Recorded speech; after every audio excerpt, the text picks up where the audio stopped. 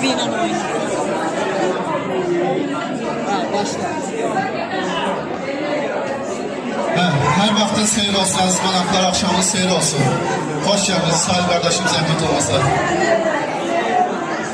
Allah səni var eləsin, valideynlərinə göz aydınlığı verirəm. Allah sizləri var eləsin, gəldiyiniz üçün çox sağ olun və inşallah toyunda iştirak edək. Allah nəsib eləsin, gəlişini bu cür və yenə deyirəm, Allah səni var eləsin. Yaxşı səni tanımışam, yaxşı qardaşsın, var ol, minnətlər.